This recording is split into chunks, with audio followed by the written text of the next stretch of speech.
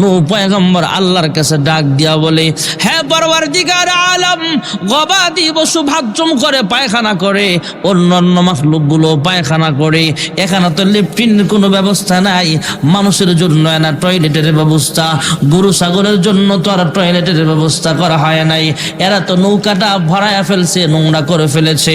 আল্লাহ তাআলা ডাক দিয়া বলে, হে পয়গম্বর নূহ, তোমার নৌকার মধ্যে এক জোড়া হাতি আছে, জোড়ায় জোড়ায় প্রত্যেকটা মাখলুক আছে। কয় হা, কয় তুমি যাও হাতির লেজের মধ্যে ধরে একটু লাড়া দাও, ঘর্ষণ করো, দেখবা আমি আল্লাহ কি বানায় দেই। হাতির পিছনে লেজে ধইরা যখন লাড়া দিছে, হযরত নূহ পয়গম্বর তাকায়া দেখেন আল্লাহ রাব্বুল আলামিন দুইটা শূকর তথা শুয়োর আর শুয়োরনি পয়দা করে দিছে। জোরে কোন সুবহানাল্লাহ। গ্রাম্য ভাষায় যেটাকে বলা হয় শুয়োর, এই শুয়োর পয়দা হলো এরা নৌকা যত পায়খানা সহ যত ময়লা আবর্জনা ছিল সব খায়া পরিষ্কার করে ফেলেছি। হঠাৎ করে নূহ পয়গম্বরের কাছে খবর আসলো, এ পয়গম্বর নূহ, নৌকার ভিতরে ইঁদুরের হামলা চলতেছে, ইঁদুর পয়দা হয়েছে। হ্যাঁ পয়গম্বর নূহ, আমাদের গাট্টি মুসকা খাতা বালিশ ইঁদুর কাইটা ফেলায়। নূহ পয়গম্বরের কাছে উম্মতের আয়েশা বলে, হ্যাঁ পয়গম্বর, নৌকার ভিতরে ইঁদুরের হামলা, রশিগুলো কাইটা ফেলে, বিছানাপত্র কাইটা ফেলে, বালিশটাও কাইটা লায়, কাপড় চোপড় কাইটা ফেলা, শীতের কাপড় রাখছেন ব্যাগের ভিতরে থুইয়া সুন্দর করে গুছায় রাখছেন, আবার যখন শীত আসছে ব্যাগের ভিতর থেকে বাইর করে দেখেন ছিদ্র হয়ে গেছে। এমন আছে না নাই? ইঁদুরে কাইটা লাইছে। নূহ পয়গম্বর আল্লাহর কাছে দোয়া করে, হ্যাঁ মালিক, ইঁদুরকে কেমনে ধ্বংস করা যায়? আল্লাহ তাআলা কুদরতি আওয়াজ দেয়া বলে, হ্যাঁ নূহ, তোমার নৌকার মধ্যে কিন্তু বাঘ আছে, বাঘের দুই চোখের মাঝখানে তুমি আঙ্গুল দিয়া হাত দিয়া ধরো তথা কপালের মধ্যে হাত দাও। আল্লাহ রাব্বুল আলামিন ওই হাতের নিচ থেকে দুইটা বিড়াল বের করে দিলেন। জোরে কোন সুবহানাল্লাহ। এই বিড়াল আর বিড়াল নিয়ে আইসা সমস্ত ইঁদুরকে থামায়া দিছে, ইঁদুরের বংশ নির্বংশ করে দিছে। আল্লাহ তাআলা ইঁদুরের কবল থেকে নূহ পয়গম্বরের ওই উম্মতদের রশি, খেতা, বালিশ, কম্বলগুলো হেফাজত করছে। জোরে কোন সুবহানাল্লাহ। যেই কথাটা বলা আমার উদ্দেশ্য ভাইয়েরা আমার, নূহ পয়গম্বরের প্লাবনের সময় তো কোনো মানুষ আল্লাহর ঘর তওয়াফ করে নাই, তখন হয়তো জিনেরা তওয়াফ করেছি। পুরা দুনিয়াতে প্লাবন, সবখানে পানি জমা গেছে। এখন নূহ পয়গম্বরের উম্মত ছাড়া আর কোনো মুসলমান ইমানদার তো আর বেঁচে নাই। মহান আল্লাহ রাব্বুল আলামিন কুদরতি ভাবে ইশারা দিয়া এই নৌকাটা বাসাইতে আল্লাহর ঘরের সামনে নিয়ে গেলেন। এই নৌকার উম্মতেরা সহ নৌকাটা আল্লাহর ঘর 7 বার চক্কর মারছে। জোরে কোন সুবহানাল্লাহ। ইন্না আউওয়ালা বাইতি উদিআ লিন-নাস লাল্লাযী বিবাক্কাতা মুবারাকাও ওয়া হুদাল লিল আলামিন। পৃথিবীর প্রথম ঘর খানায়ে কাবা বাইতুল্লাহ, এটা একটা মুহূর্তের জন্য তওয়াফ বন্ধ হয় না। জোরে কোন সুবহানাল্লাহ। ভাইরা আমার, বন্ধুরা আমার, মহান আল্লাহ রাব্বুল আলামিন জমিনে যেমন একটা ঘর আছে খানায়ে কাবা, আসমানেও একটা ঘর আছে খানায়ে কাবা। জমিনের ঘরটা হলো মুসলমানের কাবা, আর আসমানের ঘরটা হলো ফিরিস্তাদের কাবা। জোরে কোন সুবহানাল্লাহ। আমার আপনার নবী, বিশ্ব নবী রাহমাতুল লিল আলামিন বলেন, আমি আসমানে গেলাম, মেরাজের রজনীতে আল্লাহর সাথে দেখা করতে গেলেন। আসমানের ডিউটিরত ফিরিস্তাদের জিজ্ঞেস করলেন, হ্যাঁ ফিরিস্তারা রে, তোমাদের সংখ্যা কত বলতে পারো কিনা? ফিরিস্তারা ডাক দেয়া বলে, হে আল্লাহর হাবিব, আমাদের ফিরিস্তাদের সংখ্যা কত আমরা বলতে পারবো না, তবে আপনাকে একটু আইডিয়া দিতে পারি, ধারণা দিতে পারি। জমিনে যেমন একটা ঘর আছে খানায়ে কাবা, এই ঘরের বরাবর আসমানে একটা মসজিদ আছে, ওইটা হলো ফিরিস্তাদের কাবা। জমিনের ঘর আল্লাহর দাওয়াতি মেহমানগণ, লাব্বাইক আল্লাহুম্মা লাব্বাইক, লাব্বাইক লা শারীকা লাক লাব্বাইক, ইন্নাল হামদা ওয়ান নি'মাতা লাক ওয়াল মুলক লা শারীকা লাক। জমিনে জমিনের ঘর, আল্লাহর দাওয়াতি মেহমানগণ তওয়াফ করে, ওইটা হলো মানুষের কাবা। আর ওই ঘরের বরাবর আসমানও একটা ঘর আছে বাইতুল মামুর, ওটা হলো ফেরেশতাদের কাবা, যেই ঘরটা দৈনিক 70,000 ফেরেশতা তওয়াফ করে। যেরকম সুবহানাল্লাহ। ভাইয়েরা আমার, বন্ধুরা আমার, মহান আল্লাহ রাব্বুল আলামিন আদম বানাইবার আগে ফেরেশতাদের সামনে উপস্থাপন করেছিলেন। সূরাতুল বাকারায় মহান রব্বুল আলামিন স্পষ্ট ভাষায় বলেছেন, আল্লাহ আদম বানাবেন, খলিফা বানাবেন। এই ব্যাপারে আল্লাহ রব্বুল আলামিন বলেন, وَإِذْ قَالَ رَبُّكَ لِلْمَلَائِكَةِ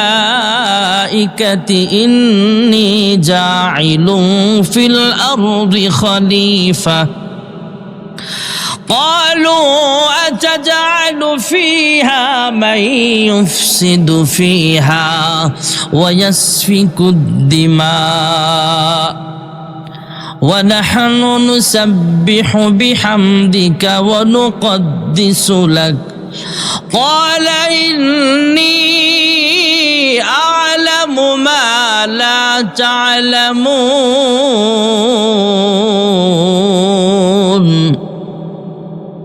আর মোহাব্বতে আল্লাহু আকবার। আল্লাহ রাব্বুল আলামিন কোরআনুল কারীমে একটা সূরা আছে, সূরাতুল বাকারা। এই সূরার 30 নম্বর আয়াতে আল্লাহ রাব্বুল আলামিন এই ব্যাপারে আলোচনা করেন। মহান আল্লাহ রাব্বুল আলামিন ফেরেশতাদেরকে যখন জানাইলেন, ফেরেশতারা আমি আল্লাহ প্রতিনিধি পাঠাবো, খলিফা বানাবো। ফেরেশতারা বলে, আল্লাহ তাসবিহ তাহলিল পাঠ করার জন্য আমরাই তো যথেষ্ট। ফেরেশতারা আল্লাহর ঘর তওয়াফ করে, বাইতুল মামুর তওয়াফরত অবস্থায় ডাক দেয়া কয়, হ্যাঁ মালিক, আমরা যে বলেছিলাম আমরাই যথেষ্ট, এটা আমাদের অন্যায় হয়ে গেছে, ভুল হয়ে গেছে মালিক, তুমি আমাদেরকে মাফ করিয়া দাও। এই বাইতুল মামুর তওয়াফরত অবস্থায় তোমার কাছে আমরা মাফ চাই। সুবহানাল্লাহ। মহান আল্লাহ রাব্বুল আলামিন কুদরতে আওয়াজ দেয়া বলে, হ্যাঁ ফেরেশতারা রে, এটা তোমাদের বুঝের ভুল হয়েছিল, তোমাদের কোনো গুনাহ হয় নাই। হ্যাঁ ফেরেশতারা, তোমাদেরকে আমি আল্লাহ গুনাহ করার মতো শক্তি আমি আল্লাহ দেই নাই। আল্লাহ ডাক দেয়া বলে, হ্যাঁ ফেরেশতারা, তোমাদের গুনাহ করার মতো শক্তি নাই, তারপরও বাইতুল মামুর কেউ উসিলা বানায় আমি আল্লাহর কাছে মাফ চাও। আমার বান্দা বান্দি যারা দুনিয়ার জমিনে যাবে, আদম সন্তান তথা আমাদের আমল নামায় গুনাহ করার মতো শক্তি নাই নাকি আছে? গুনাহ করার মতো শক্তি নাই নাকি আছে? আমার আমল নামায় কিন্তু গুনাহ আছে, অনেকের আমল নামায় গুনাহ আছে। আল্লাহ ডাক দিয়া কয়, ফেরেশতারা রে, আমি যে আদম সন্তানকে দুনিয়ার জমিনে পাঠাবো, এদেরকে তো আমি আল্লাহ গুনাহ করার মতো শক্তি দিব। তোমাদের আমল নামায় কোনো গুনাহ নাই, তারপরও বাইতুল মামুর কেউ উসিলা বানায় আমি আল্লাহর কাছে মাফ চাও। কিন্তু আমার বান্দা বান্দিরা গুনাহ করার মতো শক্তি আছে, এরা যখন গুনাহ করিয়া ফেলবে শয়তানের ধোকায় পড়িয়া, তখন কাকে উসিলা বানায় আমি আল্লাহর কাছে মাফ চাইবে রে ফেরেশতারা। ও ফেরেশতারা, যাও জমিনে যাও, এই বাইতুল মামুরের বরাবর আরেকটা ঘর বানায় দাও। তোমরা তো বাইতুল মামুর কেউ উসিলা বানায় মাফ চাও, আমার বান্দা বান্দিরা যখন খানায় কাবা তথা বাইতুল্লাহকে উসিলা বানায় আমি আল্লাহর কাছে মাফ চাইবে, আমি আল্লাহ রাব্বুল আলামিন এই বাইতুল্লাহর খাতিরে আমার বান্দা বান্দির জিন্দেগির সব গুনাহ খাতা মাফ করে দেব। ক্ষমা চাও ডুবে যদি পাপ দরিয়ায়, ক্ষমা করে দিবেন প্রভু দয়া বিলায়। দরগাহে কেন তার, দরগাহে কেন তার হাত পাতো না, হৃদয়ের জানালা খুলে দাও না, প্রভুর প্রেমে কেন সাড়া দাও না। অসীম ক্ষমতা যার সবার উপর, যার নামে বয়ে যায় ঝরনা নহর, অসীম ক্ষমতা যার সবার উপর, যার নামে বয়ে যায় ঝরনা নহর। আল্লাহ আল্লাহ বলে সবই দিওয়ানা, আল্লাহ আল্লাহ বলে সবই দিওয়ানা, হৃদয়ের জানালা খুলে দাও না, প্রভুর প্রেমে কেন সাড়া দাও না। লা ইলাহা লা ইলাহা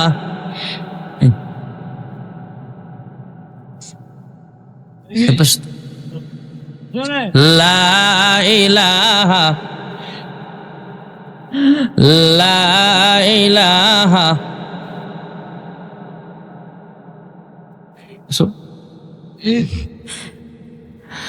লা ইলাহা ইল্লাল্লাহ, লা ইলাহা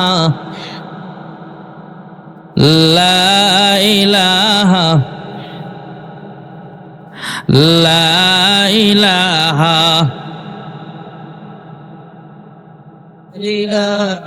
ইল্লাল্লাহ। अल्लाह अल्लाह का मुबारक नाम है,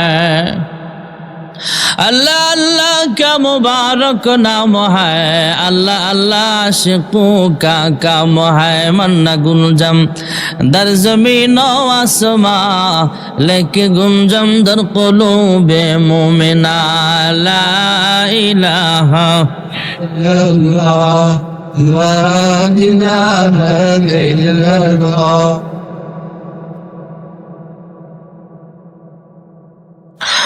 ला इलाहा ला इलाहा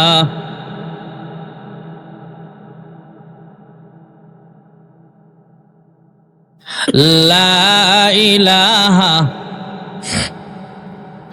ला इलाहा इल्लल्लाह मुहम्मदुर रसूलुल्लाह সাল্লাল্লাহু আলাইহি ওয়াসাল্লাম। আমার আপনার নবী বিশ্ব নবী রাহমাতুল লিল আলামিন বলেন, ফাইদা হুয়া ইয়াদখুলুহু কুল্লা ইয়াউমিন ৭০,০০০ মালাক লা ইয়াউদুনা ইলাইহি আও কামা ক্বালা আলাইহিস সালাতু ওয়াস সালাম। আসমানের ডিউটিরত ফেরেশতাদের জিজ্ঞেস করলেন, তোমাদের সংখ্যা কত? ফেরেশতারা বললেন, হে বার এলাহির বন্ধু, আমাদের সংখ্যা কত আমরা জানি না, তবে আপনাকে একটু আইডিয়া দেই। জমিনে যেমন একটা ঘর আছে মানুষের কাবা, আসমানের যে ঘরটা আছে ফেরেশতাদের কাবা। জমিনের ঘর মানুষ তওয়াফ করে, আর আসমানের বাইতুল মামুর ফেরেশতারা তওয়াফ করে। জোরে করুন সুবহানাল্লাহ। ওগো আল্লাহর হাবিব, সৃষ্টি লগ্ন চিকিনা প্রথম দিন ৭০,০০০ ফেরেশতা এই ঘর তওয়াফ করেছিলেন। দ্বিতীয় দিনে এই ৭০,০০০ ফেরেশতাদের কোনো সুযোগ নাই, নতুন করে ৭০,০০০ ফেরেশতা তওয়াফ করেছে। তৃতীয় দিন আবার নতুন ৭০,০০০ ফেরেশতা তওয়াফ করেছিল। এমন করে করে কিয়ামত পর্যন্ত প্রতিদিন নতুন নতুন ৭০,০০০ ফেরেশতা এই ঘর তওয়াফ করবে। একদিন যেই ফেরেশতা সুযোগ পেয়েছে তওয়াফ করার, কিয়ামত পর্যন্ত দ্বিতীয়বার আর কোনোদিন সিরিয়াল পাবে না। জোরে করুন সুবহানাল্লাহ। তাহলে ফেরেশতার সংখ্যা আমাদের চাইতে আরো কম, বেশি। কত যে বেশি ফেরেশতারাও জানে না, একমাত্র জানেন আমার আল্লাহ। সুবহানাল্লাহ বলেন। কষ্ট হইতেছে আপনাদের? আর অল্প সময় অসুবিধা হবে না তো ইনশাআল্লাহ? ভাইরা আমার, বন্ধুরা আমার,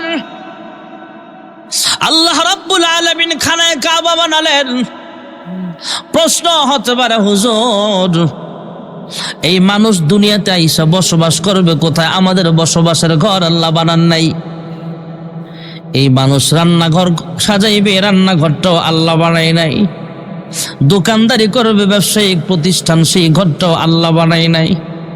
কিন্তু ইবাদতের ঘর আল্লাহ তাআলা কেন বানাইলেন? মুফাসসিরিনগণ বলেন, আল্লাহ দুনিয়ার মানুষকে এই কথা বোঝালেন, ওরে মানুষ, তোমাকে আমি আল্লাহ দুনিয়ার জমিনে পাঠাইলাম একমাত্র আমি আল্লাহর গোলামির জন্য। জোরে কোন সুবহানাল্লাহ। অন্যত্র এক আয়াতে আল্লাহ তাআলা বলেন, وَمَا خَلَقْتُ الْجِنَّ وَالْإِنسَ إِلَّا لِيَعْبُدُونِ।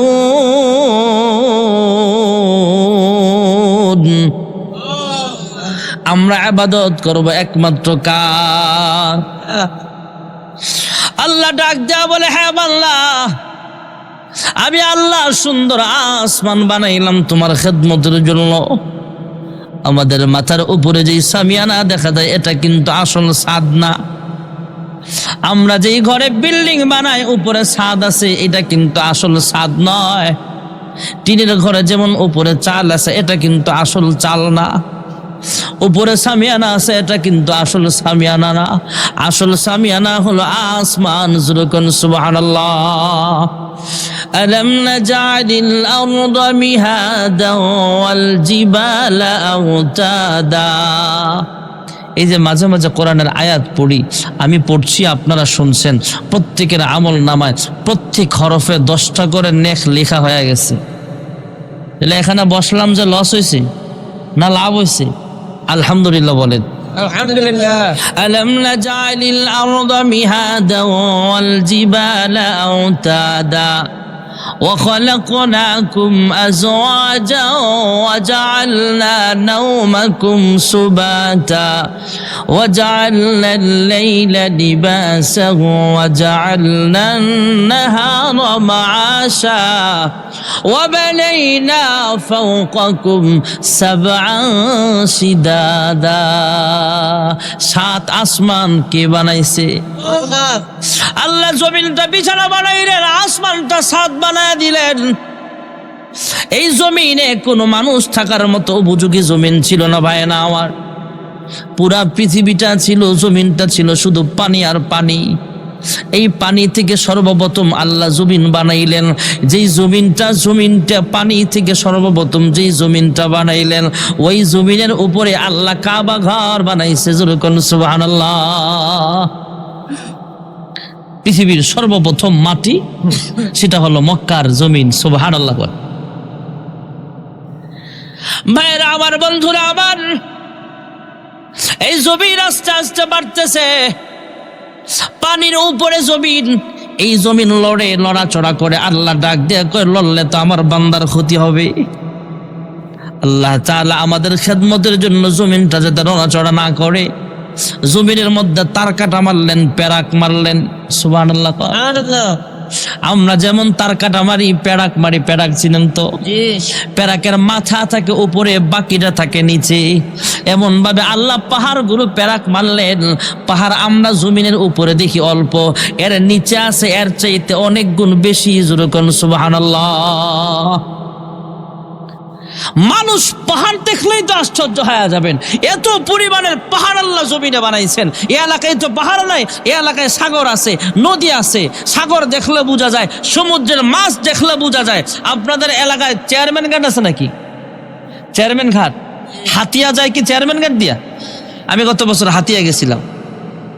দ্বীপ, একটা থানা, নোয়াখালীর একটা থানা।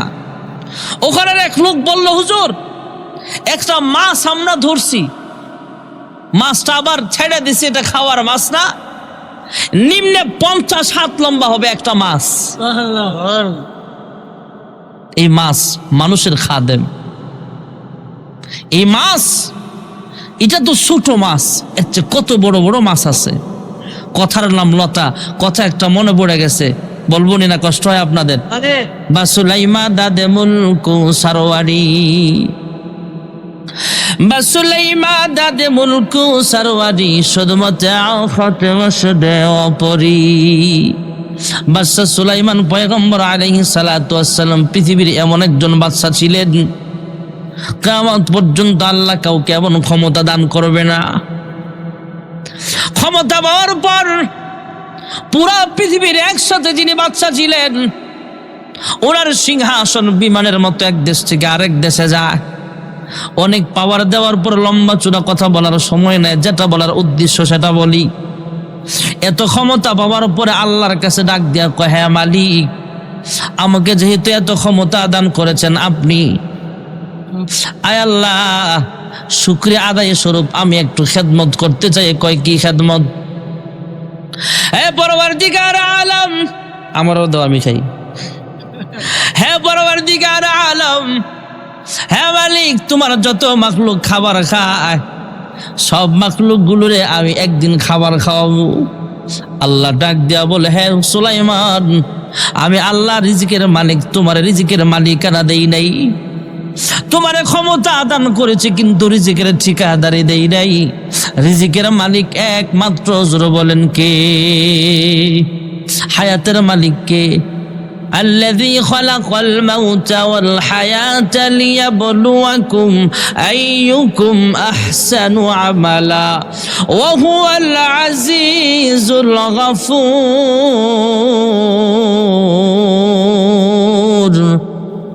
হায়াতের মালিক, জোরে বলেন কি?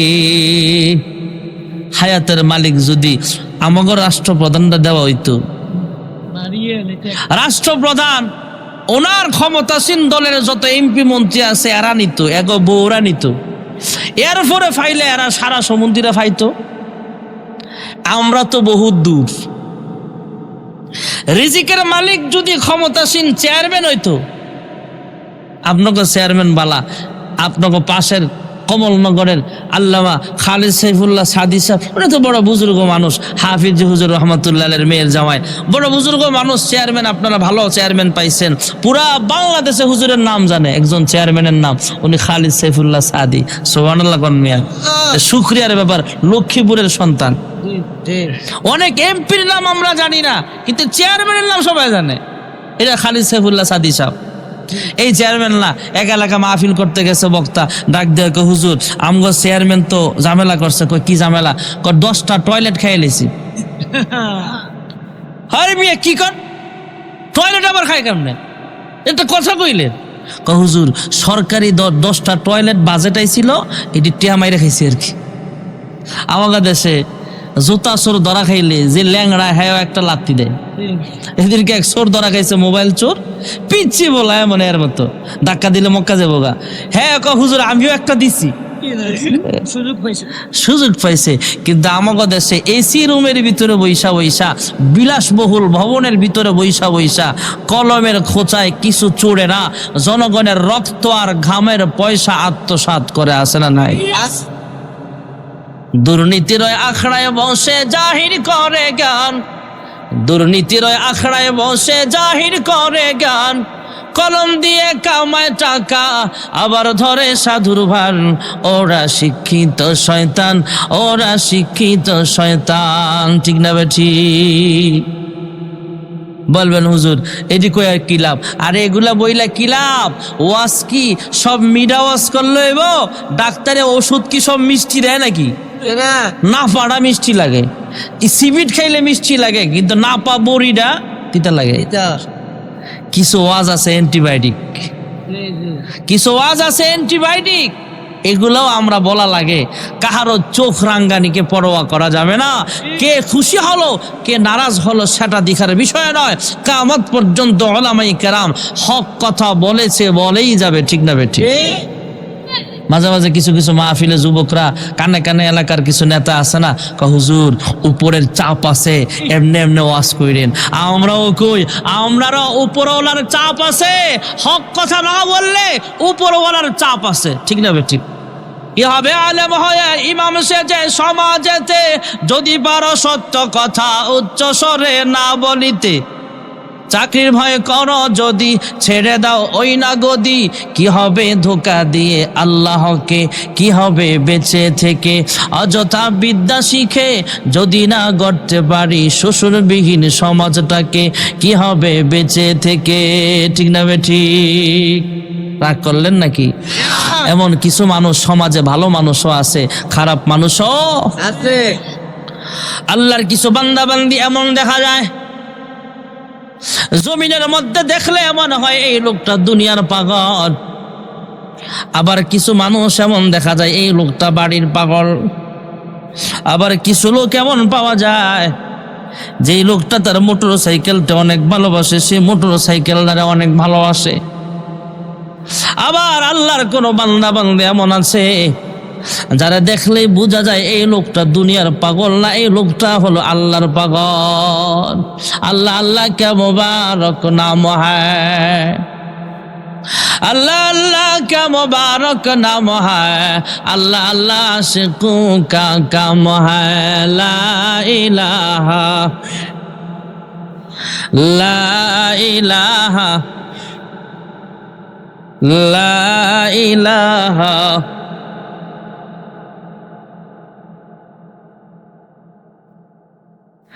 ला इलाहा ला इलाहा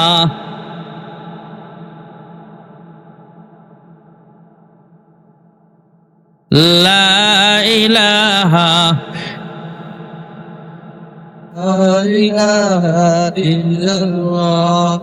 ला इलाहा इल्लल्लाह ला इलाहा इल्लल्लाह मुहम्मदुर রাসূলুল্লাহ সাল্লাল্লাহু আলাইহি ওয়াসাল্লাম। তাহলে রিজিকের মালিক জোরে বলেন কে? হ্যাঁ বাদশা সুলাইমান, আমি আল্লাহ তোমাকে ক্ষমতা দিয়েছি, ক্ষমতার মালিক আমি আল্লাহ তোমাকে দিয়েছি, ক্ষমতা দিয়েছি, তোমাকে চেয়ারম্যান বানাইলাম, এমপি বানাইলাম, পুরা পৃথিবীর রাজ্য রাষ্ট্রের প্রধান তোমার আমি আল্লাহ বানায় দিলাম। কিন্তু রিজিকের ঠিকাদারি তোমাকে আমি আল্লাহ দেই নাই, রিজিকের মালিকানা একমাত্র আমি আল্লাহর হাতে। জোরে করুন সুবহানাল্লাহ। বাদশা পয়গম্বর সুলাইমান ডাক দেয়া বলে, হ্যাঁ মালিক, যদি বিষয়টা এমন হয় একদিন খাবারের দরকার নাই, মাত্র একবেলা নাস্তা খাও। সুবহানাল্লাহ। আল্লাহ ডাক দেয়া কয়, হ্যাঁ বাদশা সুলাইমান, রিজিকের মালিক আমি আল্লাহ। বাদশা সুলাইমান কয়, আল্লাহ একটা চান্স দেন। কয় পারলে যায় করো। সুবহানাল্লাহ।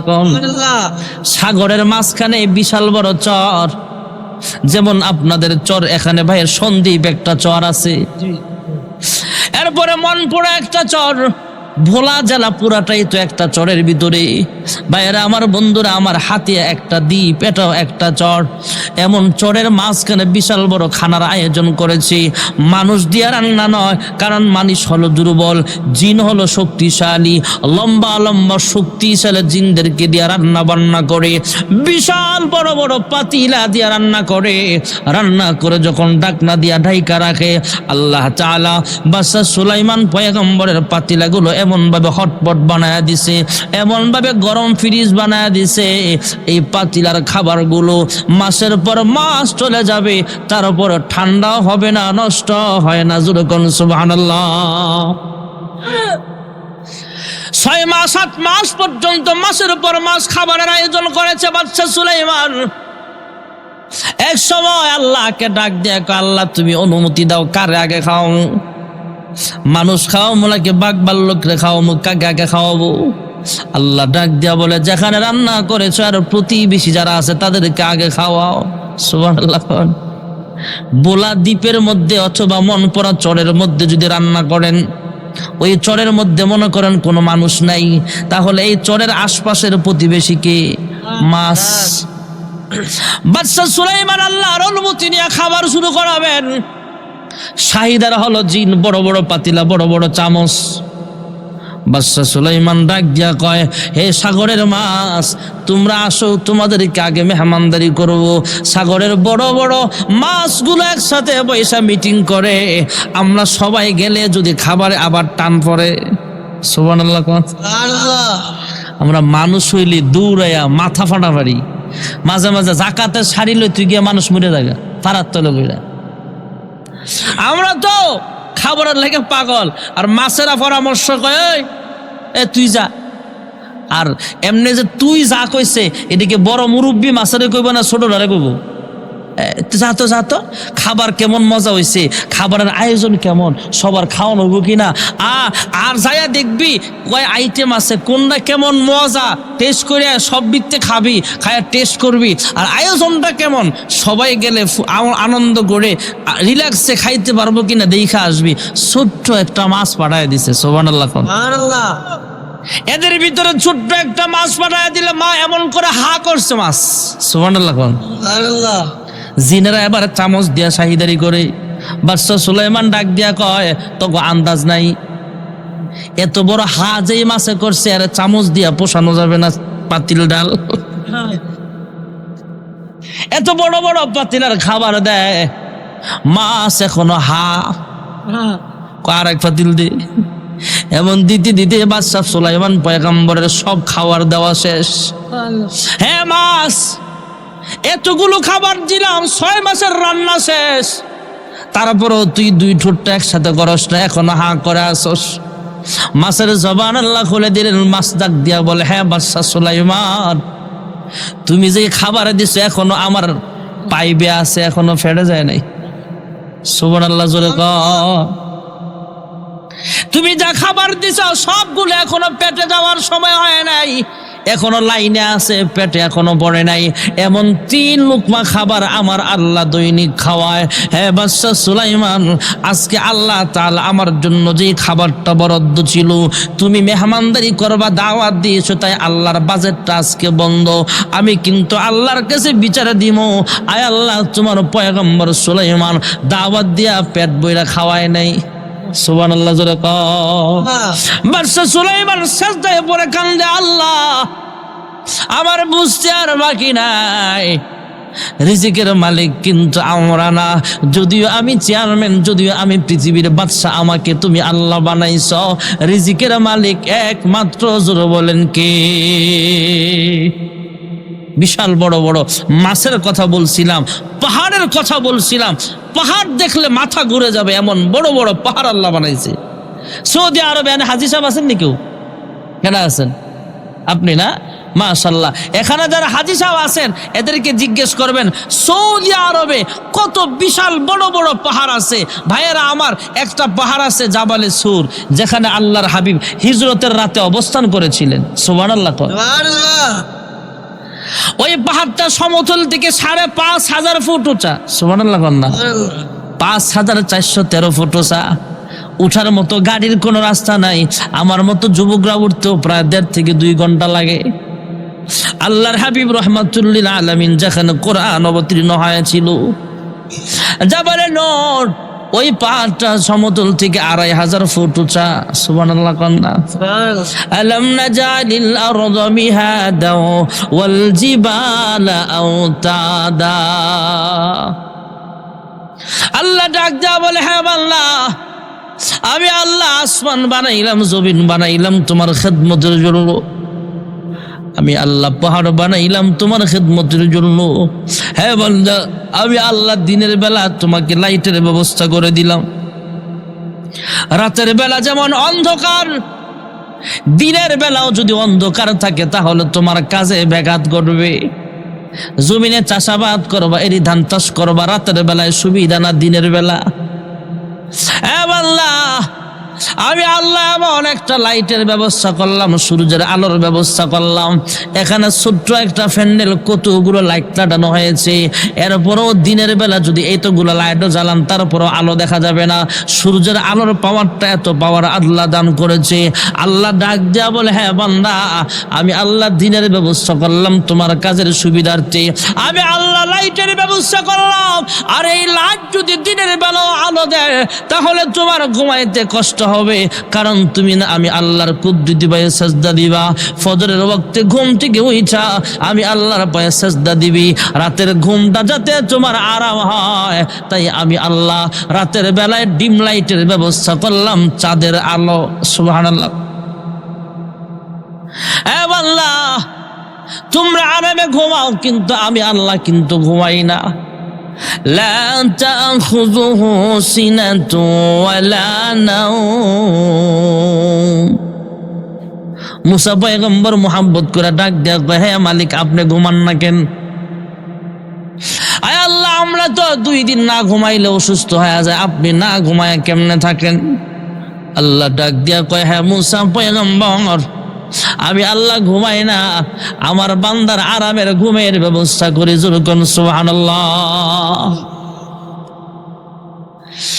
মুসা পয়গম্বর ডাক দিয়া কয়, হ্যাঁ মালিক, আপনি ঘুমাইলে কি অসুবিধা? আল্লাহ তাআলা পানি ভর্তি একটা কাঁচের গ্লাস হাতে দিয়া বলে, এ মুসা পয়গম্বর, তুমি একটু কাঁচের গ্লাসটা নিয়ে দাঁড়ায় থাকো। মুসা পয়গম্বর পানি ভর্তি একটা কাঁচের গ্লাস হাতে নিয়ে দাঁড়ায় রইলেন। সুবহানাল্লাহ। আল্লাহ একটু ঘুম দিয়া দিলেন। আমি আপনাদের জিজ্ঞেস করতে চাই, যদি আমি এই মুহূর্তে ঘুমায়া যাই তাহলে আমার হাতে গ্লাস থাকবে না পড়ে যাবে? মুসা পয়গম্বরের চোখে যখন আল্লাহ ঘুম দিয়া দিলেন, হাতের গ্লাসটা নিচে পয়রা টুকরা টুকরা হয়ে গেলে আল্লাহ কুদ্দুসে আওয়াজ দিয়া জিজ্ঞেস করে, হ্যাঁ মুসা, তোমার হাতের গ্লাসটা এই মুহূর্তে কোথায়? আল্লাহ ডাক দিয়া বলে, হ্যাঁ মুসা, হাতের গ্লাস কই? কয় হাত থেকে পড়ে গেছে ঘুম আসার কারণে। আল্লাহ ডাক দিয়া বলে, হ্যাঁ মুসা, আমি আল্লাহ যদি ঘুমায়া যায়, তোমার হাতে একটা কাঁচের গ্লাস রাখতে পারো নাই, আর আমি আল্লাহর হাতে 7 আসমান কেমনে থাকবে? আমি আল্লাহর হাতে 7 আসমান 7 জমিন, আরশ, কুরসি, লৌহ কলম সব কিছু আমি আল্লাহর কুদ্দুতি হাতে পরিচালিত হয়। আমি আল্লাহ যদি ঘুমায়া যাই তাহলে আমার এই আসমান জমিন আমার হাতে আর থাকবে না, কাঁচের গ্লাসের মতো টুকরা টুকরা হয়ে যাবে। আমি আল্লাহ ঘুমাই না, আমার বান্দার 24 ঘন্টা পাহারাদারি করি। জোরে কোন সুবহানাল্লাহ। হ্যাঁ মুসা পয়গম্বর, আমি আল্লাহ যদি ঘুমায়া যাই, গভীর রজনীতে জঙ্গলের পাখিরা পর্যন্ত আরাম করে ঘুমায়, প্রত্যেকটা ফ্যামিলির মানুষ আরামে ঘুমাইতেছে। আমার কোনো বান্দা বান্দি যদি জীবনের গুনাহের গাঁটটি মাথায় নিয়ে আমি আল্লাহকে আল্লাহ বলে ডাক দেয়, আয় আল্লাহ, চেয়ারম্যানের দরওয়াজা বন্ধ, এমপি সাহেবের দরওয়াজাটাও বন্ধ, সবাই আরামে ঘুমায়। আয় আল্লাহ, একমাত্র তোমার দরজার ভিখারি গো আমরা, তোমার দরওয়াজাটা খোলা রাখছো আল্লাহ, আমার মতো গুনাহগার আর নাই। আয় আল্লাহ, তুমি আমাকে মাফ করিয়া দাও। হে মুসা পয়গম্বর, আমার বান্দা বান্দিরা যখন আমি আল্লাহর কাছে গভীর রাত্রে মাফ চাইবে, সব দরওয়াজা বন্ধ, আমি আল্লাহর দরওয়াজাটাও যদি বন্ধ থাকি, আমার বান্দার ডাকের সাড়া দিবে কি? আমার বান্দাকে কে মাফ করবে? আমি আল্লাহ তাই ঘুমাই না। আমার বান্দা মাফ চাইতে দেরি হবে, আমি আল্লাহ আমার বান্দা বান্দির জিন্দিগির সব গুনাহ আমি আল্লাহ মাফ করে দেই। আমার আল্লাহ ঘুমাই না, আল্লাহ সব কিছু বানাইলাম, আর হায়াতের মালিক আল্লাহ, রিজিকের মালিক আল্লাহ, আমার সব কিছুর ব্যবস্থা করেছেন আল্লাহ। তাহলে ইবাদতটাও করব কার? কেউ উঠাউঠি করবেন না, দোয়া হয়ে যাবে ভাইয়ারা আমার। মুমিনের 24টা ঘন্টায় হবে আল্লাহর ইবাদত। কেউ যদি ফজরের নামাজটা সময় মতো আদায় করে, দু জাহানের সর্দার বলেন, উম্মত, ফজরের নামাজ পড়ে তুমি কৃষক মানুষ, কৃষি কাজে ব্যস্ত হয়ে গেলা। এই জমিনটা হয়তো মনে কৃষি কাজ হয়, এমন কৃষক মানুষ সকাল থেকে সন্ধ্যা পর্যন্ত কাজ করে, এমন মানুষ আছে না নাই? কৃষি কাজে ব্যস্ত হয়ে গেল, কাহারো জমিন দখল করলা না, কাহারো ফসল নষ্ট করলা না।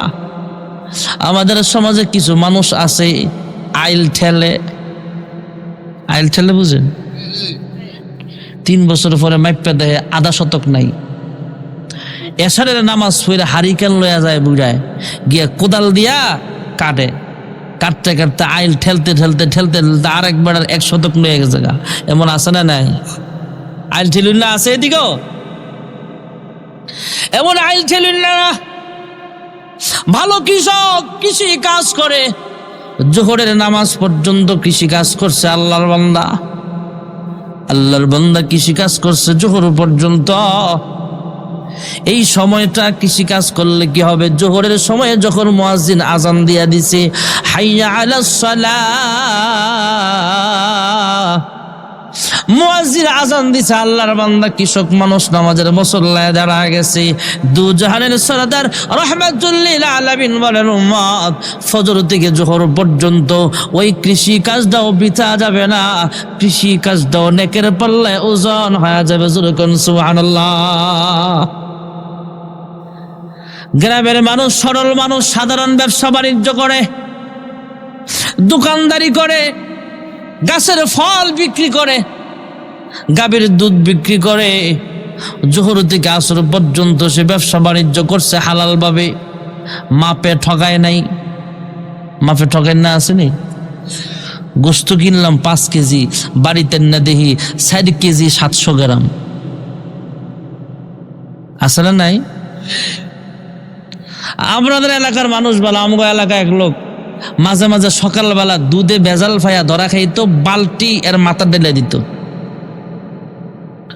বারবার হুজুরে কয়, এই মিয়া, এখন গ্রাম ডেভেলপ হয়েছে, রাস্তাঘাট হয়েছে, বিল্ডিং হয়েছে, এলাকায় শিক্ষিত মানুষ আছে, মিজান ভাইয়ের মতো মানুষও আছে, আপনি তো গ্রামের বদনাম করেন, দুধের মধ্যে পানি মিশান।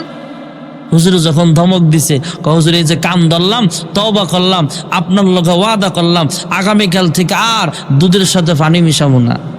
ওয়াদাটা খারাপ না বালা? ভালো। পরের দিন আবার ধরা খাইছে। আসলে পরে হুজুরে ধরছে, কিউ কালকে না ওয়াদা করলেন? হুজুর আপনার সাথে যা ওয়াদা করছি, ওয়াদা ঠিক আছে তো। কেমনে আজকে ধরা খাইছেন তো কি লেগা? হুজুর এখন সিস্টেমটা বদলাই লেছি তো। আগে দুধ দোহায়া বাজারে নেই সময় নদীর ঘাটে একটা সুবা দিতাম, মানে দুধের লোকে পানি মিশিয়ে দিতাম, আর এখন বালতিতে আগে থেকে 1 কেজি পানি ডুয়ে রাখি। আগে দুধের লোকে পানি মিশাইতাম, এখন পানির লোকে দুধ মিশাই। এমন ভেজাল্লা আছে না নাই? এমন ভেজাল্লে ব্যবসায়িক না ভাইয়ারা আমার। আল্লাহর হাবিব রাহমাতুল লিল আলামিন বলেন, 7 প্রকারের মানুষ আল্লাহর আরশে ছায়া প্রদান করবে।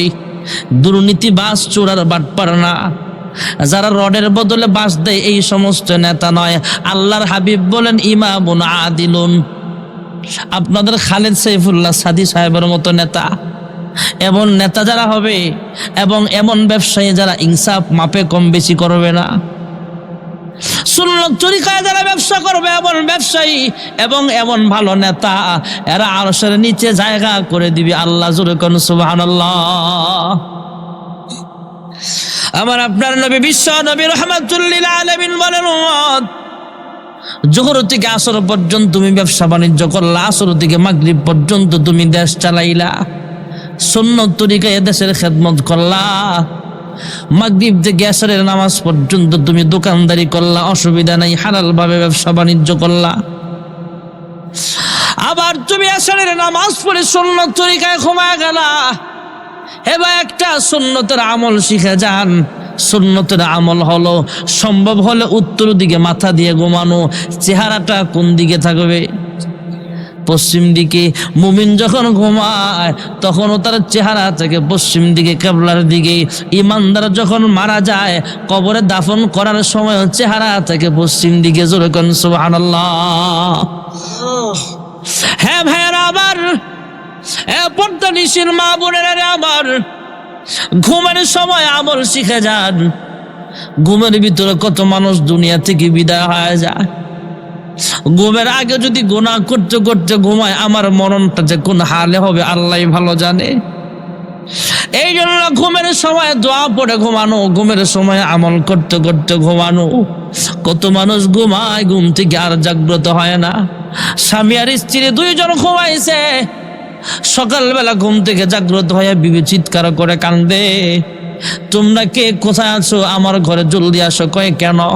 এতক্ষণ যেই স্বামীর নিয়ে আরাম করছে, ঘুমাইছে, এই স্বামীটা এখন ভয় লাগে দেখতে। কারণ আমার স্বামী, আমি ঘুম থেকে যাচ্ছি কিন্তু তিনি ঘুমের ভিতরে মারা গেছে। এই জন্য ভাইয়েরা আমার, ঘুমের আমল হলো ঘুমের আগে ওযু করে পারলে ঘুমানো, ওযু না থাকলো ঘুমের সময় ডান কাত হয়ে ঘুমানো, পশ্চিম দিকে চেহারা করে ঘুমানো, উত্তর দিকে মাথা দিয়া পশ্চিম দিকে চেহারা ঘুরায়া দোয়া পড়া, আল্লাহুম্মা বিসমিকা আমুতু আহয়া, সম্ভব হলে সূরা ফাতিহা তেলাওয়াত করবেন, কুল হুয়াল্লাহ পড়বেন, ঘুম না আসলে জিকির আজকার করবেন। আল্লাহ রাব্বুল আলামিন আমি যখন ঘুমায় যাই তখন ফেরেশতাদেরকে ডাক দেয়া বলে, হ্যাঁ ফেরেশতারা রে, আমার বান্দা তো ঘুমায়, তোমরা কেন লিখো না? তোমরা আমল না লেখা কেন এইভাবে কলম খাতা নিয়ে বসে আছো?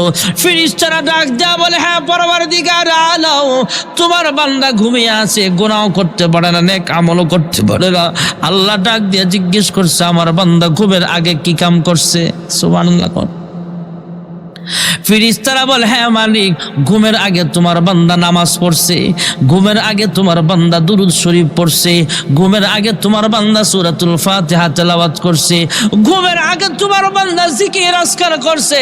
আল্লাহ ডাক দেয়া কয়, ফেরেশতারা রে, আমি আল্লাহ যদি আমার বান্দার চোখে আমি আল্লাহ ঘুম না দিতাম, তাহলে যতক্ষণ সজাগ থাকতো ততক্ষণ আমার বান্দা আমল করতো। ফেরেশতারা তোমরা চুপ করে বসে থাইকো না, যতক্ষণ পর্যন্ত আমার বান্দা বান্দি ঘুম থেকে জাগ্রত না হবে ততক্ষণ পর্যন্ত জিকিরের আমল, কোরআন তেলাওয়াতের আমল তার আমল নামায় লিখতেই থাকো। যখন সুবহানাল্লাহ। তাহলে ঘুমানোরও সুন্নত তরিকা আছে না না? আমরা যদি সুন্নত তরিকায় ঘুমায় যাই ভাইয়ারা আমার, সারা রাত্র ঘুমাইলাম, আজকে তো মাহফিল উপলক্ষে আপনারা জাগ্রত আছেন, তাছাড়া তো আগেই ঘুমাতে পারেন। এশারের নামাজের জামাত হয় 7টা থেকে 7:30টার ভিতরে, খাওয়া দাওয়া করে 8টা-9টার ভিতরে ঘুমায় গেল, প্রায় 9 ঘন্টা সময় ঘুমানো যায়।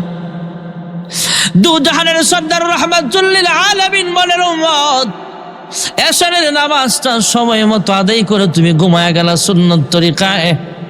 যখন মুয়াজ্জিন আজান দিয়ে দিবে, আসসালাতু খায়রুম মিনাল নাওম,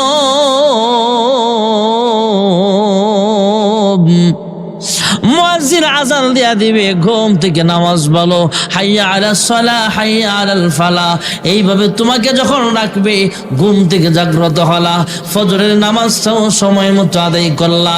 আল্লাহর হাবিব বলেন, উম্মত সারা রাত্রে 9 ঘন্টা 10 ঘন্টা 8 ঘন্টা তুমি ঘুমাইলা, এই ঘুমটাও বৃথা যাবে না। এই ঘুমটাকেও নেকের পাল্লায় ওজন দিয়া আল্লাহ তোমাকে জান্নাতি মানুষ বানায় দিবে। দোয়া হয়ে যাবে ভাইয়েরা আমার। শুধু এই কথাটাই বলতে চাই, 5 ওয়াক্ত নামাজ পড়লে, সংক্ষিপ্ত আকারে বলছি, 5টা পুরস্কার। কয়টা? আল্লাহর হাবিব রাহমাতুল্লিল আলামিন বলেন, 1 নম্বরের পুরস্কার হলো দুনিয়ার জমিনে আল্লাহ রিজিকের অভাব দূর করিয়া দিবে। সুবহানাল্লাহ। এর চেয়ে বড় পুরস্কার আর কি আছে? কৃষি কাজ করি, রিক্সা চালাই, যেটাই করি রিজিকের জন্য। আল্লাহর নবী বলেন, নামাজ পড়বা, রিজিকের অভাব চলে যাবে। সুবহানাল্লাহ। গরিব মানুষ নামাজি জিজ্ঞেস করবেন কেমন আছেন? আলহামদুলিল্লাহ ভালো আছি। কোটিপতি বেনামাজি জিজ্ঞেস করবেন কেমন আছেন? কয় বেশি সুবিধার না। 5 ওয়াক্ত নামাজির দিলের ভিতরে আলাদা একটা শান্তি। 1 নম্বরের পুরস্কার হলো দুনিয়ার জমিনে রিজিকের অভাব আল্লাহ তাআলা দূর করিয়া দিবেন। আর 2 নম্বরের পুরস্কার হলো কবরের জগতে যখন আমাকে আপনাকে শোয়া দেওয়া হবে। জানি না আজকের মাহফিল কার জন্য যেন জীবনের শেষ মাহফিল হয়ে যা, কার জন্য জানি কাফনের কাপড়টা রেডি হয়ে গেছে, জীবনের শেষ গোসল দিয়া জানাজা পড়ে আমাকে আপনাকে কবরে শোয়া দেওয়া হবে। ফেরেশতারা আয়েশা প্রশ্ন করবে, আমার রব্বুকা, যদি প্রশ্নের জবাব দিতে পারেন তাহলে জান্নাতের ব্যবস্থা করা হবে, আর যদি জবাব দিতে না পারে তাহলে আল্লাহর হুকুমে ফেরেশতারা জাহান্নাম থেকে একটা দরওয়াজা খুলে দিবে, জাহান্নামের পোশাক পরায় দিবে, জাহান্নামের আযাব আলো বাতাস তার কবরে আসতে থাকবে, জাহান্নামের সাপ তাকে কামড়াতে থাকবে। ক্বালা রাসূলুল্লাহ সাল্লাল্লাহু আলাইহি ওয়াসাল্লাম, আল কবরু রাউযাতুম মিন রিয়াজিল জান্নাহ আও হুফরাতুম মিন হুফারিন নার। সাপে কাটবে রে, গুর্জ মারবে রে, কঠিন আযাব হইবে শোনো বেনামাজির কবরে। সাপে কাটবে রে, গুর্জ মারবে রে, কঠিন আযাব হইবে শোনো বেনামাজির কবরে। আর যে ব্যক্তি 5 ওয়াক্ত নামাজ ঠিক মতো আদায় করবে, আল্লাহর হাবিব রাহমাতুল লিল আলামিন বলেন 2 নম্বরের পুরস্কার হলো কবরে ফেরেশতারা প্রশ্ন করবে আমার রাব্বুকা, নামাজি বান্দার জবান দিয়ে আল্লাহ প্রশ্নের জবাব শিখায় দিবে, সহজ করে দিবে। নামাজি বান্দা বান্দি জবাব দিবে আমাদের রব একমাত্র। আর যখন কে 3 নম্বরের পুরস্কার হাসরের মাঠে কাহারো আমল নামা বাম হাতে দেওয়া হবে, কাহারো আমল নামা পিঠে দেওয়া হবে। ফাম্মা মান উতিয়া কিতাবাহু বিয়ামিনিহি ফায়াকুলু হাউম ইকরাউ কিতাবিয়া ইন্নী যানাতু আন্নী মুলাকিন হিসাবিয়া ফাহুয়া ফি ঈশাতির রাদিয়া ফি জান্নাতিন আলিয়া। যার ডান হাতে আমল নামা দেওয়া হবে সে একজন জান্নাতি মানুষ। আর যেই ব্যক্তি 5 ওয়াক্ত নামাজ সময় মতো আদায় করবে, আল্লাহর নবী বলেন তার ডান হাতে আমল নামা দেওয়া হবে। 4 নম্বরের পুরস্কার পুলসিরাতের পুল, 30,000 বছরের রাস্তা। সুবহানাল্লাহ। আমরা যেই ব্রিজ পার হই সেই ব্রিজের নিচে বালু আর মাটি আর পানি। পদ্মা সেতুর নিচে আছে পানি আর মাটি, যমুনা সেতুর নিচে আছে পানি আর মাটি, আমাদের মেঘনা ব্রিজের নিচে আছে পানি আর মাটি। কিন্তু পুলসিরাতের পুলের নিচে থাকবে জাহান্নামের আগুন।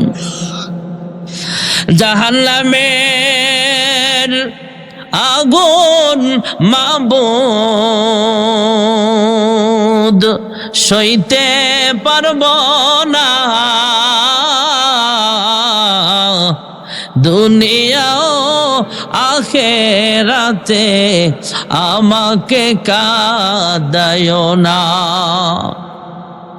জাহান্নামের আগুনের উপর দিয়ে থাকবে পুলসিরাত। কেউ বৃদ্ধ মানুষের মতো আস্তে আস্তে যাবে, কেউ মোটরসাইকেলের গতিতে পার হবে, কেউ আবার বিমানের গতিতে পার হবে, কেউ রকেটের গতিতে পার হবে।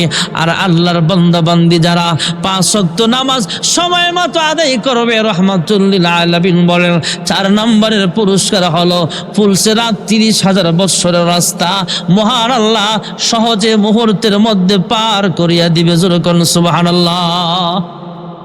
তাহলে 1 নম্বরের নামাজি পুরস্কার হলো নামাজ কয় ওয়াক্ত? সকালের নামাজ, ফজরের নামাজ, এরপরে কোন নামাজ? এরপরে ফজরের নামাজের ফরজ কয় রাকাত? যোহরের নামাজের ফরজ, আসরের নামাজের ফরজ, মাগরিবের নামাজের ফরজ, এশারের নামাজের ফরজ। এছাড়া আগে পরে সুন্নত বিতির আছে না নাই? আল্লাহর যে বান্দা বান্দি 5 ওয়াক্ত নামাজ সময় মতো আদায় করবে, আল্লাহর হাবিব বলেন 1 নম্বরের পুরস্কার দুনিয়ার রিজিকের অভাব আল্লাহ দূর করিয়া দিবেন। 2 নম্বরের পুরস্কার হলো কবরে ফেরেশতাদের প্রশ্নের জবাব আল্লাহ সহজ করিয়া দিবেন। 3 নম্বরের পুরস্কার হলো হাসরের ময়দানে ডান হাতে আল্লাহ তাআলা আমল নামা প্রদান করবে। আর 4 নম্বরের পুরস্কার হলো পুলসিরাত 30,000 বছরের রাস্তা মুহূর্তের মধ্যে আল্লাহ পার করার ব্যবস্থা করিয়া দিবে। আর 5 নম্বরের ভিআইপি পুরস্কার হলো ইন্নাল্লাযীনা আমানু ওয়া আমিলুস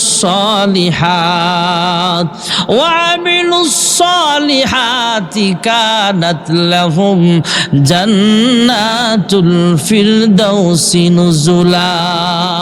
নিশ্চয় যারা ঈমান আনবে, নেক আমল করবে, মহান আল্লাহ রাব্বুল আলামিন ওই নামাজি বান্দা বান্দি গুলোরে বিনা হিসাবে আল্লাহর জান্নাতের মেহমান বানায় দিবে।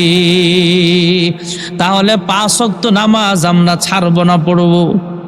আল্লাহ সবাইরে কবুল করে, জোরে কোন আমিন।